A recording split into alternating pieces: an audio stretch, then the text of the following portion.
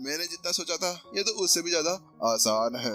विपिन ने वैसा कहा और उसके साथ में ये क्या हो गया। वहीं दूसरी तरफ जैसे ही यहाँ पर बंजीत और फतेश ने यहाँ पर फकीर को देखा ना, तो उन सभी के यहाँ पर तोते उड़ गए। ऐसा लगा जैसे कि यहाँ पर उन्होंने अपने सामने किसी भूत को देख लिया हो, क्योंकि यहाँ पर जो फकीर था ना, उसने ना तो एक वार किया ना 2 बार किया, और उसको तो मौका ही नहीं मिला, केवल एक किक और वह घायल हो गया और एक ही पल के अंदर वह बेहोश भी हो चुका था। वास्तव में अब उनकी हालत पूरी तरह से खराब हो चुकी थी, क्योंकि वह जानते थे कि जो फकीर था ना, कोई नॉर्मल लड़ाकू नहीं था, वो भी उनकी तरह बहुत ज्यादा पावरफुल था।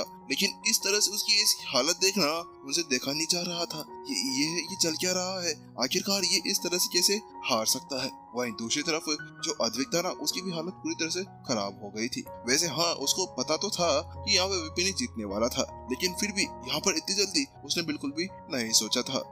मानना पड़ेगा कि विपिन कोई नॉर्मल चीज नहीं है। बढ़िया मैं इनको सीनियर बोलता हूँ, वरना अगर मैं इनको टीचर बना लेता तो फिर तो मैं यहाँ पर शर्म से अपना मुंह छुपाए बिना नहीं रह पाता। यहाँ पर अद्विक सोच रहा था। वहीं दूसरी तरफ अब दोनों में से लड़ाई होने लगती है कि कौन पहले जाए। तो फतेश कहता है कि बंजीत भाई तुम रुको, मैं आगे जाकर देख कर आता हूँ कि यहाँ पर क्या वो मेरे साथ में लड़ सकता है या नहीं। वहीं दूसरी तरफ वहाँ पर बंजीत कहता है अरे अरे तुम रुको, मेरे बाद में जाना, पहले मैं उससे लड़ लेता हूँ, उसको थोड़ा बहुत कमजोर कर देता हूँ, फिर तुम चले जाना, क्योंकि वैसे भी हम लोग हारेंगे तो सही ना। हाँ ये बात भी सही है। दोनों इसी तरह से बात कर रहे थे, लेकिन अचानक से बीच में एक आवाज सुनाई देती है, हे तुम दोनों क्या कर रहे हो, फालतू मेरा टाइम बर्बाद मत करो, चलो दोनों आ जाओ, यहाँ पर फालतू मेरा टाइम वेस्ट कर रहे हो। वैसे मुझे यहाँ पर अपनी बहुत सारी साधना करनी है, और देखो ये मेरी बॉडी बेचारी यहाँ पर देखो ऐसे बोल रही कि साधना कर साधना कर साधना कर, चलो जल्दी से आ जाओ, मेरे पास में बिल्कुल भी वक्त नहीं बचा है। विपिन ने यहाँ पर बंजीत और वहाँ पर फतेश से कहा। वहीं उनकी वो बात सुनने के बाद में जो दोनों थे ना, उनकी आंखें चमक जाती है। विपिन क्या वास्तव में तुम हम दोनों के साथ में लड़ाई करना चाहते हो। हालांकि वहाँ पर दोनों ये जानते थे कि वो यहाँ पर विपिन का सामना नहीं कर पाएंगे, लेकिन फिर भी अब विपिन यहाँ पर उनको आगे से उकसा रहा था, तो वो यहाँ पर क्या कर सकते थे कि सामने वाला बंदा बोल रहा है आबेल मुझे मार, तो दोनों यहाँ पर आगे जाकर उसको कुछ तो कर ही सकते थे ना। क्या पता केवल उसको एक अंगुली टच कर वापस भी आ जाए, तो क्या पता उनकी जीत भी तो हो जाए। तो वहाँ पर बंजीत आगे बढ़ता है और वो कहता है विपिन ठीक है हम दोनों रेडी हैं, लेकिन देख लो हम यहाँ पर अपनी पावर का यूज करने वाले हैं, हमारी साधना तुम्हारे बराबर रहेगी, लेकिन हम यहाँ पर जो शैन कबीले की तलवारबाजी है ना, उसके साथ में तुम्हारे साथ में लड़ने वाले हैं। उसके अंदर हम कौन सी भी टेक्निक का यूज कर सकते हैं, लेकिन सारी टेक्निक यहाँ पर लीगल होगी। वहाँ पर बंजीत की बात सुनने के बाद विपिन अपना सिर हिलाया और उसने कहा हाँ ठीक है आ जाओ, मेरे पास में टाइम नहीं है, वैसे भी मुझे अपनी साधना और ज्यादा आगे बढ़ानी है। वहीं दूसरी तरफ विपिन ये जानता था कि यहाँ पर ये शैन कबीला चाहे से कितनी बड़ी फेंक क्यों ना ले, लेकिन फिर भी यहाँ पर वो हमेशा रहेंगे तो बेशर्म इंसान ही ना। आखिरकार बेशर्म को यहाँ पर कौन समझा सकता है, आखिरकार कौन होगा जो यहाँ पर उनको ये सिखा सके कि यार बेशर्मी की थोड़ी हद होती है। तो मुझे पता है कि अब ये बोल रहे हो, बाद में कमीनापंती के ऊपर आ जाओगे, इसी वजह से विपिन उनके ऊपर फालतू में कोई ध्यान देना नहीं चाहता था। वहीं दूसरी तरफ बंजीत और फतेश दोनों एक दूसरी तरफ देखते हैं और एक हल्की से स्माइल के साथ में अब विपिन की तरफ बढ़ने लगते हैं। वहीं दूसरी तरफ अब दोनों ने अपने पास में दो तलवारें बाहर निकाल ली थी। मुझे पता था ये नहीं सुधरने वाले, कभी भी नहीं सुधरेंगे। यहाँ पर विपिन अपने मन के अंदर सोचने लगा, क्योंकि यहाँ पर इन्होंने सब कहा ना कि ये बिल्कुल आराम से लड़ेंगे, तो इनके आराम से लड़ने का मतलब ये था कि ये 2 तलवार के साथ में लड़ेंगे, क्योंकि एक तलवार के अंदर तो इनकी औकात ही नहीं है कि ये यहाँ पर उसका कुछ कर सके। वही यहाँ पर विपिन अपनी जगह पर खड़ा था और वहाँ पर दूसरी तरफ जो फकीर था ना, वो उनकी बातचीत के अंदर थोड़ा बहुत ठीक हो गया था और अपनी बेहोशी से ऊपर निकल चुका था। वो वहाँ पर कहता है ये तो यहाँ पर जिंग बिंग सोर्ड का यूज करने जा रहे हैं। जिंग बिंग सोर्ड एक ऐसी सोर्ड टेक्निक है जो यहाँ पर इनके पूर्वजों द्वारा रखी गई थी, और इस जोर टेक्निक के अंदर बहुत सी अलग अलग चीजें छलावा दिखाया जाता है। ऐसा लगता है कि कहीं पे कोई डायमेंशन टूट रहा है और कहीं पे बहुत सारी बिल्डिंग्स भी दिखाई जा रही थी। वहीं दूसरी तरफ जो बंजीत और फतेश आगे की तरफ बढ़ रहे थे ना, वह उनके साथ में भी ऐसा ही हो रहा था। वह दोनों अपनी जगह से गायब होते और दूसरी जगह जाके खड़े हो जाते, लेकिन जिस जगह वो जाकर खड़े होते ना, उस जगह पर एक बिल्डिंग आकर खड़ी हो जाया करती थी। लेकिन जैसे वो अगली जगह बढ़ते तो उस जगह पर वो बिल्डिंग टूट जाती और दूसरी जगह पर वो बिल्डिंग आ जाया करती थी। मानना पड़ेगा, ये टेक्निक बहुत ज्यादा अच्छी है। जिंगमिंग सोर्ड, यही तुमने नाम कहा था ना। विपिन भी सोच के अंदर पड़ गया, क्योंकि यहाँ पर अभी उसको थोड़ा बहुत छलावा दिखाई दे रहा था। हाँ, माना कि उसने आई ऑफ इनसाइड का यूज नहीं किया, लेकिन फिर भी वह थोड़ा बहुत दुर्जय तो था ही। चलो, इतना बुरा भी नहीं है। विपिन ने थोड़े से अपने हाथ वार चटकाए और गर्दन चटकाते हुए यहाँ पर अपने हाथों के अंदर 2 स्वॉर्ड्स ले आई। वो कहता है तो ठीक है, अगर ये यूज कर रहे हैं तो मैं भी यूज कर ही सकता हूँ ना। तो इस बार विपिन ने कुछ और नहीं, इस बार विपिन ने केवल अपनी नॉर्मल एनर्जी का यूज किया था और अगले पल पैंग पैंग बूम, एक जोरदार धमाका और 2 हल्के से वार, और दोनों ही दोनों दूर जाकर गिर जाते हैं। और वहां पर उनकी जो तलवारें थी ना, वह दूर दीवार के अंदर जाकर गड़ जाती है। उन तलवारों के केवल हैंडल ही बाहर निकले हुए थे, बाकी पूरी तलवार अंदर की तरफ गड़ी हुई थी।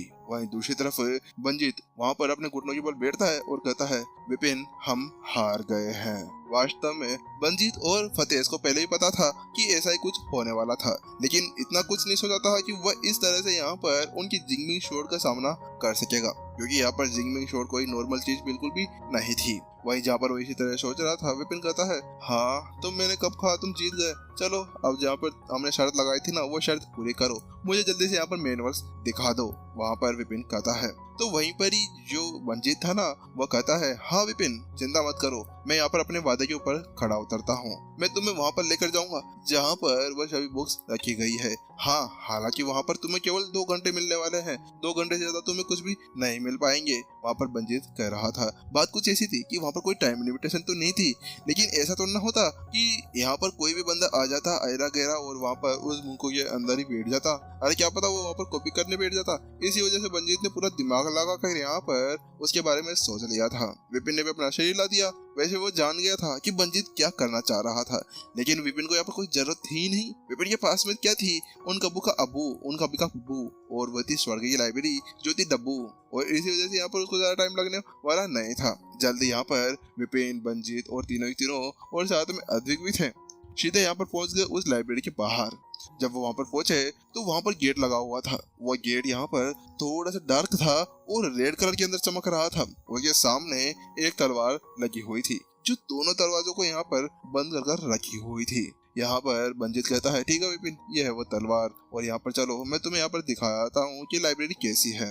विपिन कहता है, ठीक है चलो। उसी साथ में विपिन अंदर की तरफ जाने लगता है। जैसे वो अंदर जाता है तो जैसे उसका आंखें सामने पड़ती है तो वो देख पा रहा था कि सामने लिखा हुआ था तलवार, और बीच के अंदर एक तलवार खड़ी हुई थी। वो लाइब्रेरी थी, वो लाइब्रेरी के बीच में एक तलवार को खड़ा करके रखा गया था।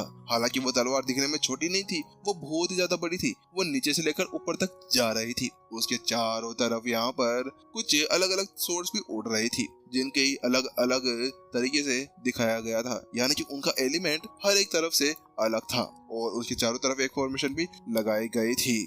विपिन वहीं पर ही दूसरी तरफ वहां जाता है और एक नजर डालने के बाद में सारी किताबों को वहां पर कॉपी पेस्ट कर लेता है। उसके बाद में एक किताब को बाहर निकालता है और उसको देखने लगता है, ये दिखाने के लिए कि यहाँ पर वह कुछ पढ़ रहा है। कंबाइन। बात कुछ ऐसी थी, विपिन ने यहाँ पर सारी किताबें इकट्ठा कर ली थी, लेकिन यहाँ पर वह पहले भी इस समय टेक्निक के बारे में जान चुका था, लेकिन फिर भी यहाँ पर वो जानना चाहता था कि आखिरकार इसके अंदर और क्या रहस्य है। जहाँ पर विपिन इसी तरह से उन तलवार को देख रहा था ना, वहीं दूसरी तरफ यहाँ पर जो फकीर था वो आगे बढ़ता है, कहता है, बंजित भाई, क्या लगता है, क्या ये यहाँ पर इन सभी किताबों को पढ़ पाएगा 2 घंटे के अंदर? क्या ये यहाँ पर इस तलवारबाजी को सीख पाएगा? वहीं दूसरी तरफ यहाँ पर फतेह कहता है, अरे अरे, ऐसा तो हो ही नहीं सकता कि वही हमारी तलवारबाजी को यहाँ पर सीख सके। वैसे भी तुम्हें पता है ना कि जो हमारे एल्डर थे ना, उनको ये सीखने में भी यहाँ पर 3 महीने लग चुके थे, और यहाँ पर तो इसके पास में कोई शेंक कबीले की ब्लड लाइन भी नहीं है, तो वो ऐसा कैसे कर सकता है? वहीं दूसरी तरफ जो बंजित था ना, वो अपनी जगह पर आराम से